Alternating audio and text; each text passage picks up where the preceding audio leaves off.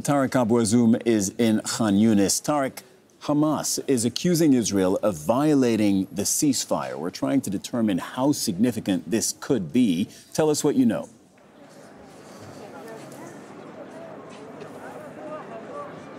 Generally, these kinds of accusations came as the Israeli occupation forces generally made some obstacles throughout the process of delivering aid to the north of the Gaza Strip, as only a convoy of humanitarian aid had been delivered to the north of the Gaza Strip, and this number is very limited as they are still waiting for further humanitarian trucks that will be delivered to the north of the territory, but they have been obstacled by the Israeli forces who are stationed on the ground on both two main linking roads on Salah ad-Din Road, and even both their control on Rashid Road. Now, also the Israeli occupation forces did not even allow for the entry of the agreed number of trucks to the Gaza Strip. Meanwhile, these kinds of violations considered to be a kind of minor violations, what cannot really or largely affect on the course of the ceasefire between both parts, as the United Nations and even different regional mediators are taking full control, and they are following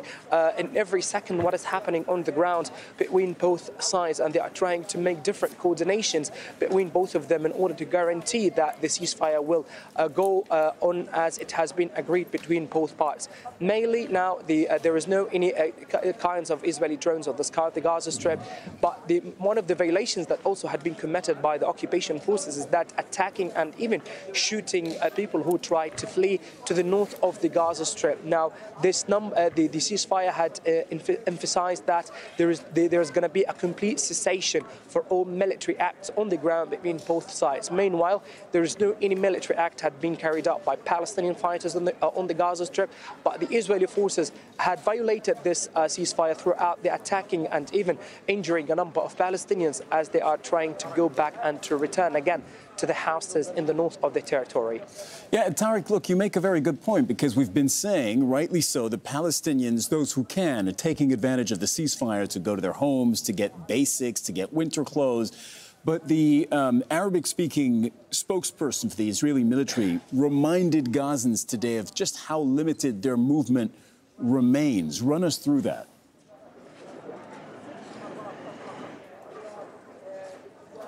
Well, mainly the occupier tried as much as possible in order to deter people from returning again to the houses, or in particular to the north and to central areas of Gaza City. But people really suffered a lot at the south of the territory. They lost everything, they left everything behind, they lost the houses, but they want to check on what have been remained for them in case that this war could reach an end within the coming days. And what is also important, that the majority of people had fled the houses without taking all their necessary items, including their winter clothes, their, for example, furniture, or anything that can really protect them in the south of Gaza Strip, as also the situation on the south is really dire, as the number of population has increased on the same geographical area. And what is also important to say, that Palestinians had fed up. They don't want to repeat what happened for our ancestors in 1948 catastrophe. They want to return to the home. They want to even to check on their beloved one who are still under the rubbles, in order to evacuate them to be pure later. And also it gives a chance for even Palestinian telecommunication companies inside the Gaza Strip to fix their destroyed networks of communication, in order to allow for residents to check on their relatives and even to their beloved ones across the territory.